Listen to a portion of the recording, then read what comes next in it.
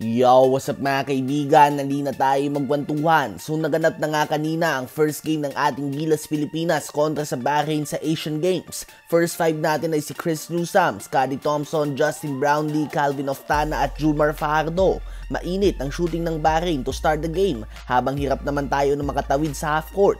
Ngunit wala ang sagot ang Bahrain kay Abay at kay Brownlee sa poste.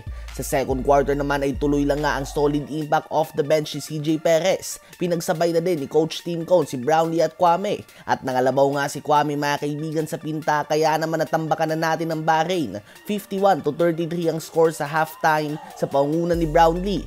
Tila ba masyadong madali nga para sa kanya na butasin ang depensa ng Bahrain.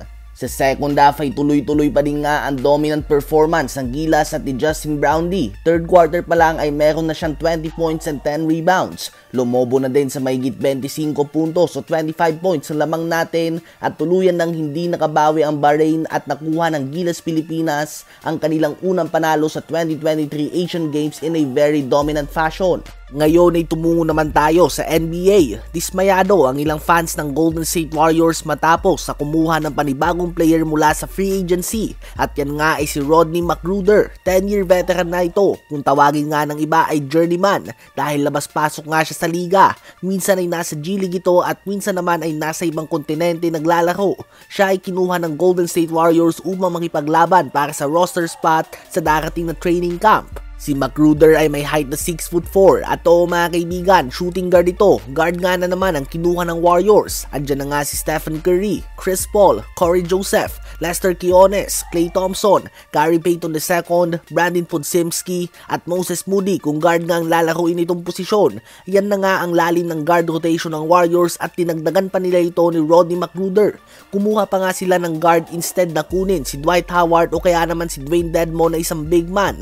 Madaming Warriors fans ang frustrated dito dahil ang team to beat ngayon nga ay ang Denver Nuggets sa pinapangunahan ni Nikola Jokic na halimaw sa ilalim. Kontra nga sa Lakers ay nakita natin na kulang talaga ang Warriors sa front court. Kung may kailangan man nga i-improve ang Warriors sa kanilang lineup, ito ay ang kanilang rebounding at paint defense. Ang Lakers na kinalabaw lamang sila sa pinta ay winalis lang nga ng Denver Nuggets at ang Warriors ay hindi gumawa ng galaw upang masolusyonan ang problema na ito ngayong off-season. Kaya naman ganun na lang nga ang pagkakadismaya ng kanilang mga fans. Ano ba masasabi nyo tungkol dito?